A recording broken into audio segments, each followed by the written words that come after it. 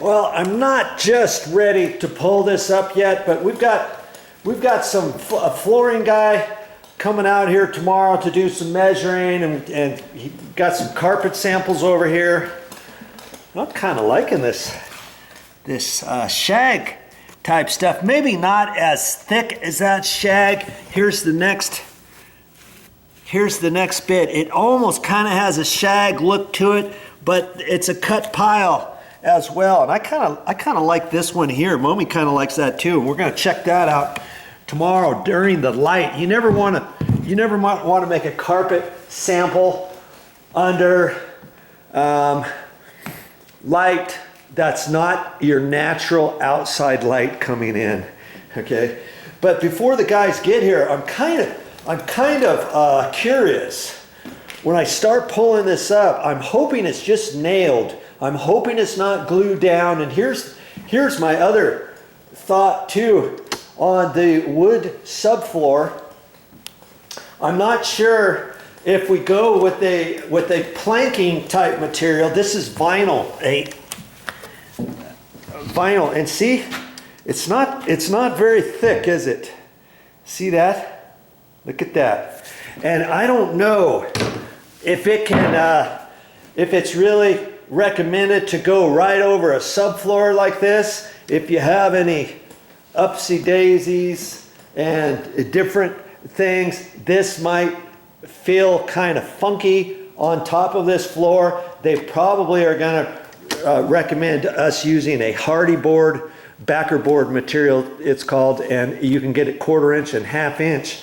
But see, she got some other samples from another company, and that company's going to come out here tomorrow, and this is vinyl too. And see how thick it is?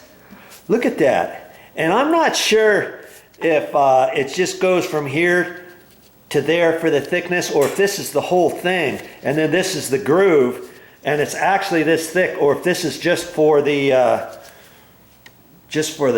sample board, you know, the back piece to the sample board. Because I'm looking at another piece here. See, this one is full vinyl, and see this one is probably 5/16 to 3/8 thick. This one, if they're doing the whole thing, that's 3/4, probably 5/8, 3/4 thick. This one here is about 3/8 thick. See, this to there. And so I'm curious, because like this one here, Mommy really likes this, and we may end up going with this. And see, it's probably this wide from here all the way to there. See that little V there? That's where the joint is.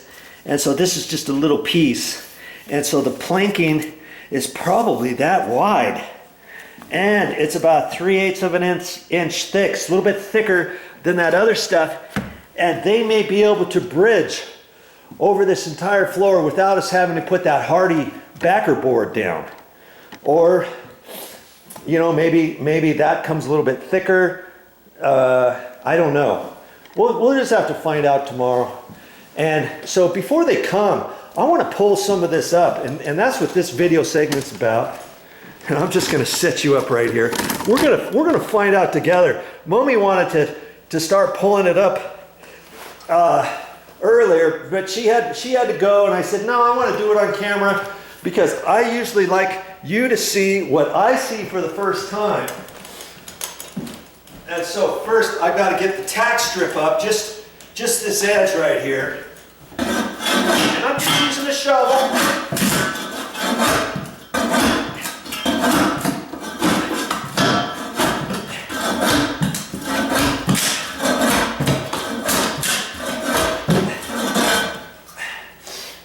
Get that out of the way.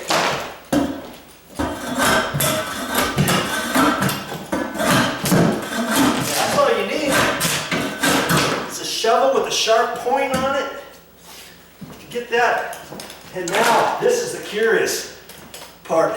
Here's some joints here, so I'm gonna try to peel it up right here with my shovel. I also got a flat bar, and I'm kind of thinking this shovel's gonna do it hopefully it's not glued down. I'm praying. All right. It's not glued down. Look at that. I'm gonna like taking this floor up.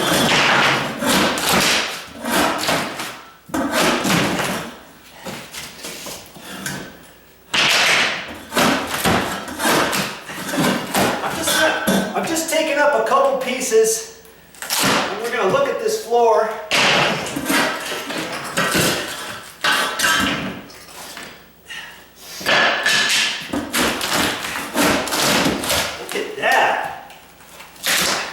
I'm sure